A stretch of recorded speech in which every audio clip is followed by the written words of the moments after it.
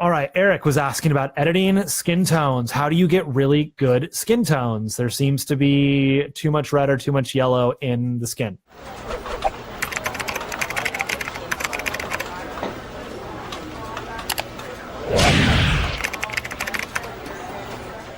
I'm colorblind, and this was like a big thing for me for a long time. Like I don't even know if I'm really getting like true to life skin tones, but I don't really care because it's not my style. But I bought a gray card and I got the color checker passport. All right. This little guy right here fits in my camera bag. It's like the size of a deck of cards. And if you open one side, it has a neutral gray card. I know like my computer camera here isn't great, so it probably just looks white to you. But it's an 18% gray card, which is awesome because you can hold this up in front of your subject and take a photo and then use this to sample your white balance in post-production. And then you can get good natural skin tones. And then if you open it up the other way, let me do that on camera. So over here, and then if you flip it open the other way, you have all these colors. So if you take a picture, a close-up of the color palette in whatever your key light temperature is, there's a program that comes with this thing, and it'll make a color profile based on that shoot.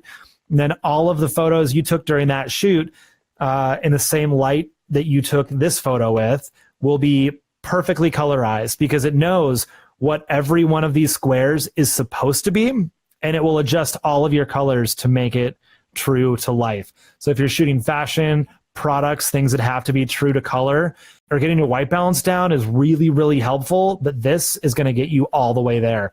It also has this like gradient thing down here, these 10 gray boxes that are like warmer and cooler. So you can just choose how cool or how warm you want to make your white balance based on the pictures. So if you know that you always like them in the fourth box over and that's your consistent style, you can like save this profile and batch apply it to all of your photos. So this thing is really helpful. It's like $100.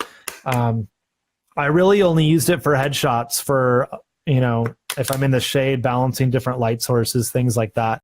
If you just have a gray card, that's cool too. They're like $8 online. Don't just go buy a gray piece of paper or something. Get an actual neutral gray card. Let me jump back to that real quick as far as the color tones go. So if you've already done the photos, look for something in the photo that you know what it's supposed to be, like a white shirt or a white something. Play with your colors until it looks white and it doesn't have like a magenta or a yellow cast to it.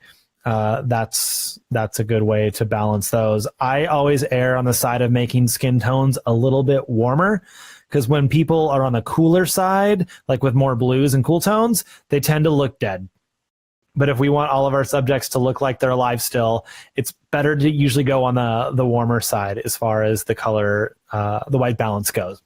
Thanks for tuning in. Don't forget to hit subscribe down below so you never miss an episode. And be sure to swing on by our private Facebook community, Photogs Unite, where you can learn with other photogs from around the world who are just like you. And until next time, photogs, remember that every photo you take brings you one step closer.